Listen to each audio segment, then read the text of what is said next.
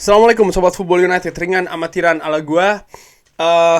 Ada wawancara ya yang dilakukan oleh mantan kapten Manchester United, salah seorang legenda, salah seorang pemain favorit gue juga di Manchester United, yaitu adalah Gary Neville, di mana dia ini berbicara dengan Ruben Amorim. Ada beberapa permintaan juga ya dari Sobat Football United. Terima kasih, gue doakan selalu semuanya sehat-sehat sekeluarga. Jangan lupa untuk tetap selalu support channel Football United ini dengan like, subscribe, dan juga yang ingin jadi member, silahkan klik join. Terima kasih banyak sebelumnya segala support untuk channel Football United ini. Membuat gue lebih semangat ya untuk membuat konten yang konsisten. Oke, langsung aja dari manunited.com. Ada beberapa rangkuman ya, ataupun juga quotation dari Ruben Amorim. Ini cukup banyak. Langsung aja, hidup di Manchester United, bagaimana pekan pertamanya ya di Manchester United. Impresi pertama ada sangat besar dengan ada banyak departemen. Saya datang dari sebuah negara yang kecil, tentu saja sebuah klub besar di negara yang kecil. Itu yang di sebelumnya di Sporting. Di sini ada dunia yang berbeda. Anda memiliki banyak hal yang harus dilakukan. Anda tidak hanya seorang pelatih atau coach. Anda harus bisa menjadi sesuatu yang lebih. Jadi ada sesuatu yang sedikit berbeda. Tapi saya berpikir saya siap untuk hal tersebut, dan ini adalah Manchester United. Tidak ada masalah. Tahun-tahun yang lalu Anda merasakan ukuran ya, beban dari sejarah, dan Anda ingin menjadi bagian dari hal tersebut. Anda tahu, Anda merasakan hal tersebut ketika Anda menang di sini. Ini akan menjadi sesuatu yang berbeda dari klub lainnya di Inggris. Anda bisa merasakan hal tersebut, tapi Anda juga mengerti ya tentang tanggung jawabnya, ini juga besar. Dan ini akan menjadi sesuatu yang keras, yang sulit. Kita akan mendapatkan momentum ataupun periode yang sulit, tapi pada akhirnya saya percaya kalau kita akan sukses. Wah, ini jadi Ruben Amorim sudah memperingatkan fans ya bahwa akan ada periode ataupun momentum sulit. Dan ketika itu terjadi, dukungan, kesabaran dari fans itu menurut gue juga sangat penting. Menurut gue make sense ya, bahwa dalam perjalanan di periode awal tidak akan selalu positif-positif saja, tidak hanya selalu main bagus ataupun menang-menang saja ya, tapi juga akan ada beberapa tantangan di sana. Lalu terkait dengan percaya diri dengan sebuah ide. Saya mengikuti olahraga, tidak hanya pertandingan ya, tapi apa yang terjadi dengan pelatih-pelatih yang lain. Saya tahu Anda bisa menang, dan ketika Anda memiliki Erik ten Hag sangat luar biasa di Ajax. Untuk saya, dia membangun yang terbaik ya di 2 tim di luar 5 liga yang terkuat.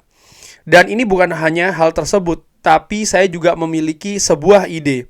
Saya tahu apa yang harus dilakukan ketika saya tahu apa yang harus dilakukan. Itu bisa saja salah, saya tahu, tapi saya nyaman karena saya tahu hal tersebut. Ada langkah pertama, langkah kedua, langkah ketiga.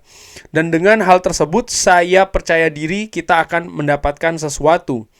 Satu ide adalah ketika bola ini berada di satu tempat dan kita dengan bolanya ya, atau atau tanpa bola, setiap pemain memiliki ide yang sama. Bayangkan, satu orang menerima bola di antara garis-garis dan dia berbalik. Setiap orang di tim tahu apa yang harus dilakukan dan semuanya berpikir hal yang sama. Ini hal yang sebenarnya cukup simpel seperti itu. Anda bisa mengatakannya ya, ini merupakan kerja keras dan juga menjadi profesional. Hal-hal tersebut. Tapi di pikiran saya, satu ide, satu identitas, semuanya mengetahui, semuanya memiliki ide yang sama ketika bola di sana atau di sana. Jadi ini merupakan hal yang sebenarnya cukup simpel. Satu ide untuk mengerti pertandingan dengan cara yang sama, melihat pertandingan dengan cara yang sama, melakukan hal-hal dengan cara yang sama. Fokus di kebugaran. Ruben Amorim mengatakan, tentu saja kita tidak memiliki waktu untuk latihan.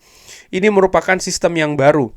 Tapi Anda bayangkan kalau Anda memiliki satu garis, 5 atau 4. Prinsipnya sama. Anda ingin melakukan pressing dengan satu atau melakukannya di garis kedua.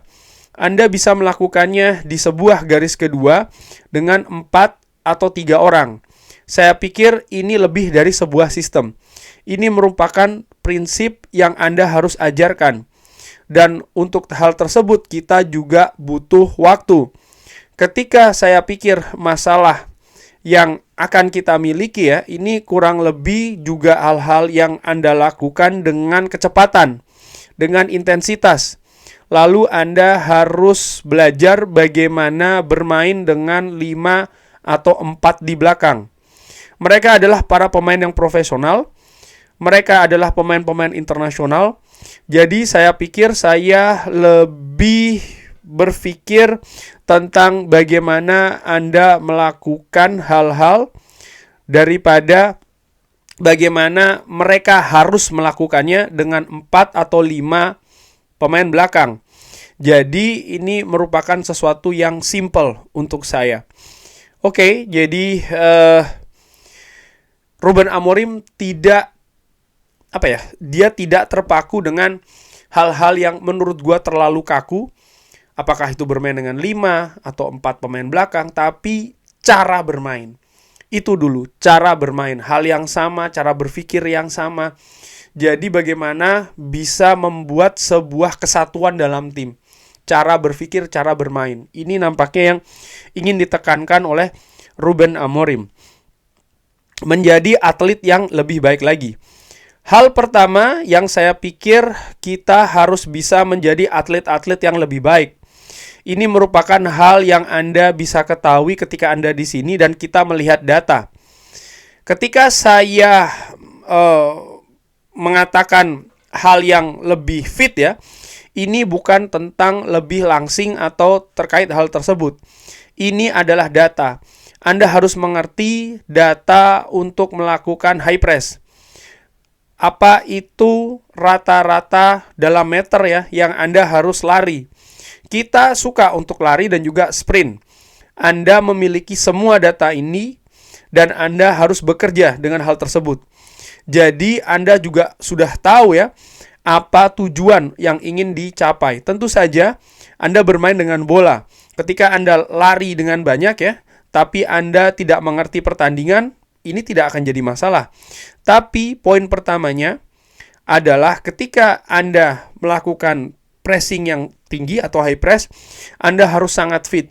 Dan Anda harus bisa mengatasi ataupun berhadapan dengan permintaan untuk melakukan high press. Nah, ini berarti jelas bahwa menurut gua yang gua tangkap di sini bahwa Ruben Amorim ini akan menuntut para pemainnya untuk melakukan pressing. Artinya para pemain ini harus fit dalam hal ini tadi tidak hanya soal langsing tapi bagaimana bergerak dengan banyak. Sistem permainan yang ingin dibangun nampaknya akan ke sana. Ini akan menjadi tantangan. Kita tahu bagaimana ketika Ralf Rangnick masuk ya, dia mengatakan Manchester United ini cara pressingnya masih belum bagus. Dia mengutarakan ada istilah kayak setengah hamil ya kan. Tidak ada setengah hamil atau tidak. Sama seperti kayak pressing. Tidak ada setengah-setengah dalam pressing. Melakukannya secara all out semuanya atau tidak sama sekali.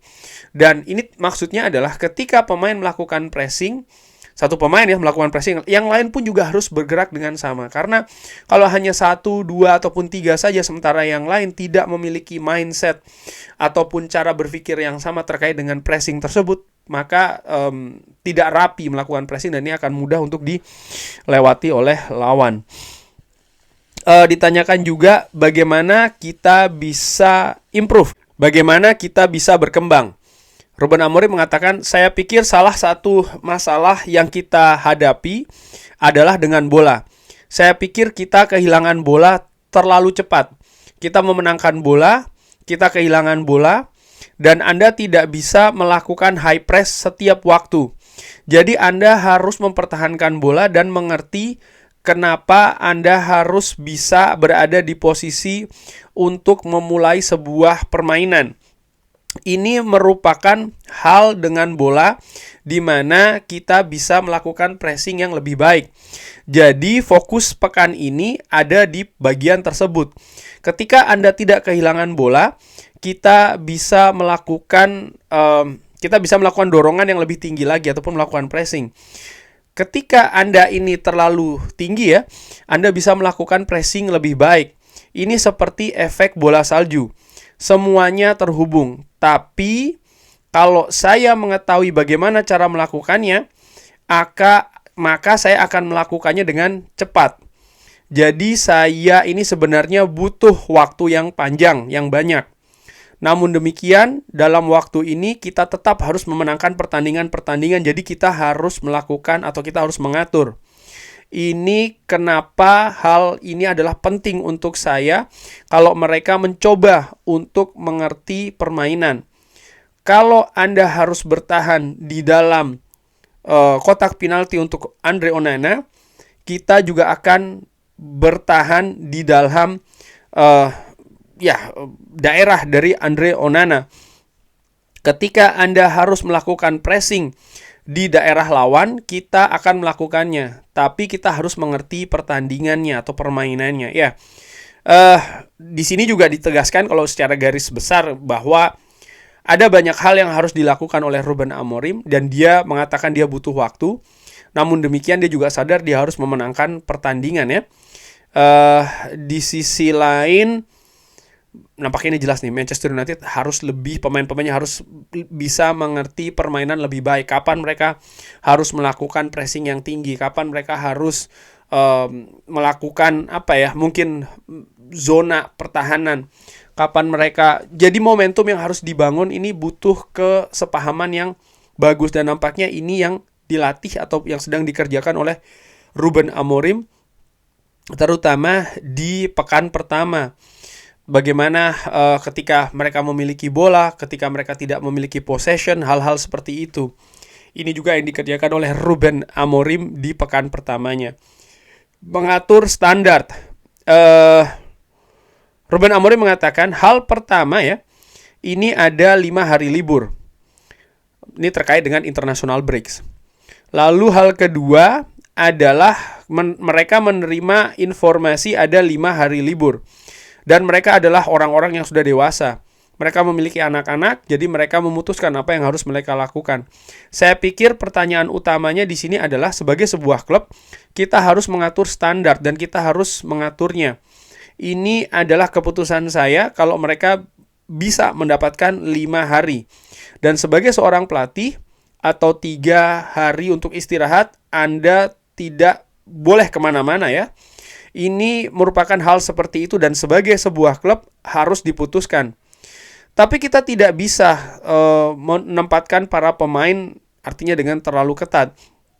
Mereka mengatakan kepada para pemain kalau mereka memiliki 5 hari libur, jadi mereka bisa terbang kemanapun.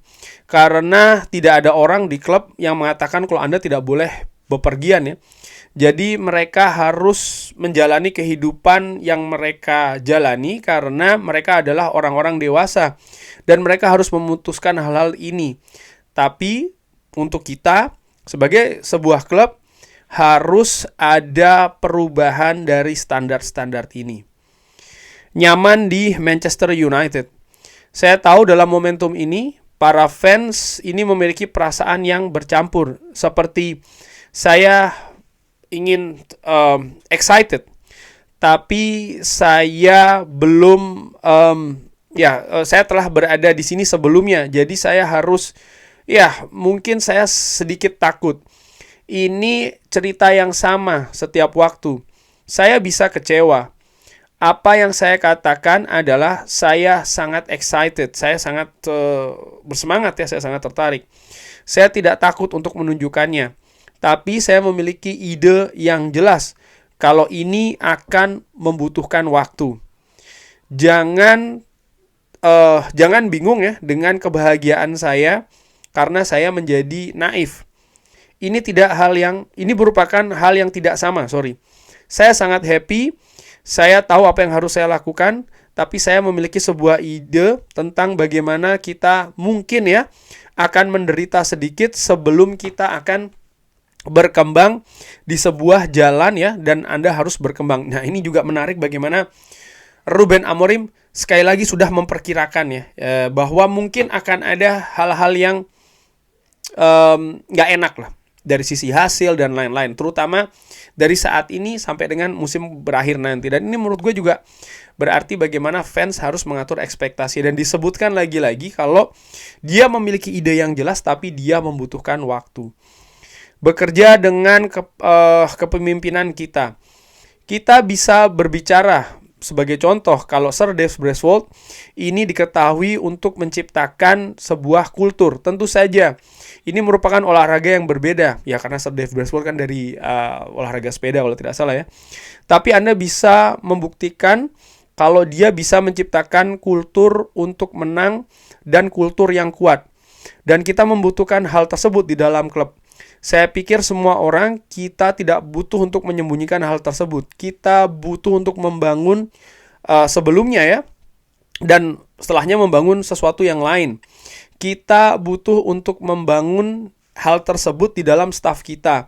Bagaimana kita melihat hal-hal yang ada. Lalu Anda memiliki Dan Ashworth. Dan Ashworth ini sangat memiliki reputasi yang bagus di Inggris. Dan ini memiliki posisi yang sama dengan Hugo Viana di Sporting. Satu hal yang harus praktikal dan harus dijelaskan adalah ini sangat penting ketika seorang pelatih atau manajer mengatakan sesuatu. Anda harus memiliki seseorang seperti Dan Ashworth yang mengatakan hal yang sama kepada para pemain. Jadi koneksi ini sangat penting di dalam klub. Lalu para pemain juga akan berbicara dengan agen-agennya, dan agen-agennya akan berbicara dengan mereka. Lalu dia akan mendengar hal yang sama. Ini sangat penting karena para pemain akan merasa ya, tidak ada tempat untuk pergi, tidak ada tempat untuk sembunyi. Kita harus bisa berada di halaman yang sama. Lalu Anda memiliki Jason Wilcox, seorang technical director. Ini sangat penting karena untuk saya kita harus mengembangkan Carrington dengan tim-tim muda. Jadi kita butuh menciptakan sebuah profil dengan tipe-tipe pemain yang Anda inginkan di tim utama.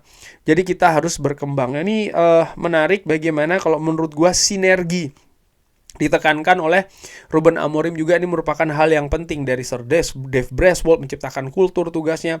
Lalu ada Dan Ashworth ya, bagaimana dia juga memiliki hubungan dengan para pemain, hal-hal mungkin yang bersifat administratif. Lalu ada juga Jason Wilcox dan juga tentu saja seorang Ruben Amorim, dan ini harus bisa tercipta hubungan yang harmonis. Lalu game model permainan. Untuk saya tidak ada yang harus dilakukan terkait dengan hal tersebut. Anda harus memiliki prinsip yang sama dan Anda harus mengerti profil dari para pemain. Kalau saya membutuhkan seorang pemain nomor 6, lalu Anda akan melihat ya skala di tim muda. Anda harus bisa bekerja dengan hal yang lebih spesifik dari tipe pemain nomor 6 yang akan digunakan. Tapi ketika mereka di sini, mereka bisa bermain di sistem yang berbeda. Saya pikir ini akan membantu. Mereka harus mengerti permainan ya. Dan ini bukan mengerti sebuah sistem. Artinya ya mereka harus mengerti sebuah permainan. They have to understand the game ya. Mereka harus mengerti permainannya. Tapi ini tidak sama dengan mengerti sistemnya. Mereka harus bisa berkembang bermain dengan 3-4-3. Mereka harus mengerti permainannya.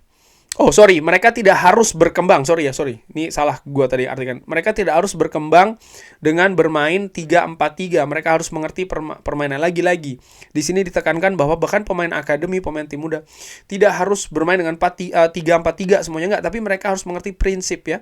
Bagaimana cara bermainnya, itu yang lebih ditekankan oleh Ruben Amorim. Recruitment bukan prioritas. Nah, ini menarik ya. Saya tidak terlalu berpikir tentang hal tersebut. Saya butuh mengetahui para pemain. Lalu mereka akan mengatakannya ke Jason dan juga ke Dan Ashworth. Kita harus mengembangkan recruitment. Tapi untuk mengembangkan improvement ini juga merupakan sebuah proses. Anda harus memiliki data, kita harus menempatkan profil yang tepat. Mereka harus mengerti bagaimana saya ingin bermain dan apa yang saya butuhkan dari setiap posisi. Ini sangat jelas dan kita akan berusaha untuk melakukannya dengan sangat cepat. Tapi dalam momentum pertama ini, kalau kita mulai dengan segalanya menggunakan data fisik, dan setiap ataupun permintaan di setiap posisi, karakter dari para pemain, kalau Anda tidak memiliki proses yang jelas, kita tidak bisa mulai membeli pemain lagi. Jadi fokus kita saat ini ada di hal tersebut ya. Bagaimana sedang mengumpulkan data-data dan segala macamnya terkait dengan kepentingan, keperluan untuk membangun sebuah permainan yang ingin dikembangkan oleh Ruben Amorim. Dan setelahnya jendela transfer akan dibuka, kita akan melihat. Tapi saya tidak memikirkan hal tersebut saat ini ya. Sangat wajar, sangat tepat sih menurut gue. Ruben Amorim mungkin kalau di media kan sudah mulai nih dihubungkan dengan pemain ini itu. Enggak, kalau Ruben Amorim betul-betul ingin mengakses dulu, menganalisa dulu semua pemain Manchester United. Dan menurut gue ini hal yang sangat wajar dan itu sudah gue bahas juga di beberapa video sebelumnya. Ya, ditanyakan di posisi liga di mana dia ingin finish ya. Nah, Ruben Amorim mengatakan, hal yang pertama adalah saya tidak berpikir tentang hal yang lain selain memenangkan pertandingan selanjutnya. Orang-orang akan mengatakan kalau saya menyembunyikan tanggung jawab. Anda dan orang-orang lain akan menilai saya dari posisi. Saya tidak peduli. Saya tahu kenapa kita ini adalah Manchester United dan orang-orang berharap untuk bisa ada posisi yang tinggi. Saya tahu saat ini belum seperti itu. Saya tidak memiliki goal ataupun saya tidak memiliki target di akhir musim. Nah, saya memiliki sebuah tujuan di pertandingan dan ke pertandingan lain. Jadi saya memiliki banyak hal yang harus dilakukan. Saya akan fokus di setiap pertandingan. Apa yang bisa saya katakan adalah kita memiliki tanggung jawab tidak hanya untuk berjuang ya di setiap pertandingan, tapi juga untuk memenangkan pertandingan. Ini akan sulit. Itu adalah tujuannya. Jadi saya tidak akan mengatakan kepada Anda ya, di mana kita harus berada pada akhirnya, atau di sana, atau di Big Four, atau di top 6. Saya akan diadili, saya akan dinilai untuk hal tersebut. Tapi ini bukan tujuan saya saat ini. Jelas, ini menurut gua seperti yang gua perkirakan kalau begitu ya. Bismillah. Bahwa kenapa Manchester United mengambil Ruben Amorim lebih awal. Periode saat ini sampai dengan akhir musim nanti ini adalah periode persiapan untuk musim depan. Bukan berarti lalu musim ini dilepas, tidak. Justru yang penting adalah dari satu pertandingan ke pertandingan lain ini ada improvement, ada perkembangan terkait dengan model permainan yang ingin dikembangkan, yang adaptasi, menganalisa pemain, menganalisa kondisi dan lain-lain. Jadi memang periode ini menurut gua ya, ini adalah periode persiapan dan tentu saja tetap walaupun dalam periode persiapan tujuannya adalah meraih kemenangan, tapi belum bisa atau ya pandangannya berbeda ya, artinya apakah akan top 6, top 4, zona Eropa atau di luar zona Eropa seperti itu nampaknya Ruben Amorim dalam tanda kutip kalau menurut gua ya tidak dibebani dengan hal itu di musim kompetisi kali ini, menurut gua ya. Berbicara dengan Roy Keane dan juga Sir Alex, ini merupakan pada saat itu seorang pemain yang sangat saya sukai. Saya tahu dia sedikit gila, artinya Roy Keane ya. Tapi dia merupakan pemain yang sangat besar. Saya suka pemain dengan karakter. Saya pikir mereka bisa berkembang. Tidak hanya apa yang Roy Keane lakukan di atas lapangan, tapi bagaimana dia memiliki pengaruh ke pemain yang lain. Saya pikir ini sangat penting. Anda harus memiliki hal seperti ini di klub-klub yang besar. Dan saya harapkan kita akan memiliki pemain masa depan seperti Roy Keane, Sir Alex Ferguson. Anda ingin menanyakan banyak hal ya kepada Sir Alex Ferguson tentu saja. Saya pikir dia akan berbicara terkait dengan kuda-kuda. Dia mengatakan hal tersebut saya tidak mengerti tentang kuda-kuda. Tapi ini sangat luar biasa untuk menemui karakter seperti itu. Ya, ini yang dikatakan oleh Ruben Amorim terkait dengan Roy Keane dan juga Sir Alex Ferguson, bahwa dia akan memiliki banyak pertanyaan untuk Sir Alex Ferguson. Tentu saja dia butuh banyak masukan menurut gua ya, informasi tentang klub, tentang kultur, tentang banyak hal, resep-resep kesuksesan. Tentu saja ini bukan hal yang bersifat terlalu teknis karena ya zaman sudah berbeda, tapi tetap bagaimana prinsip filosofi Manchester United itu ada pada Sir Alex Ferguson. Gua masih sering membaca komentar-komentar yang menurut gue sih agak aneh ya, mengatakan bahwa Manchester United sudah tidak perlu lagi dengan Sir Alex Ferguson dan bla bla bla, dia sudah masa lalu dan segala macam. No. Manchester United bisa sampai seperti ini tuh dengan Sir Alex Ferguson. Dan tentu saja ada banyak prinsip-prinsip, sekali lagi ada banyak prinsip-prinsip yang masih tetap relevan, bisa diterapkan saat ini. Karakter, kerja keras, man-to-man management dan lain-lain ya. Apa itu arti fans, kedekatan dengan fans dan lain-lain. Sir Alex Ferguson memiliki pengetahuan yang sangat banyak, sangat kental terkait dengan klub, dan menurut gue sangat wajar kalau ini harus ditularkan ke manajer-manajer lainnya. Pengetahuan seperti, dan terkait dengan Roy Keane juga, ini pemain dengan karakter yang luar biasa, dan gue melihat juga Manchester United belum ada ya karakter seperti ini di squad untuk jangka waktu yang sangat panjang. Dan karakter seperti ini, seperti yang dikatakan oleh Ruben Amorim, ini bukan hanya terkait dengan pemain itu sendiri, tapi juga ini bisa menular ke pemain lain, dan itu sangat penting. Kurang lebih seperti itu membahas terkait dengan wawancara Roy Keane dengan Gary Neville yang gue ambil dari manunited.com. Terima kasih sudah menyaksikan. Jangan lupa like, share, dan juga subscribe. Wassalamualaikum warahmatullahi wabarakatuh. Thank you.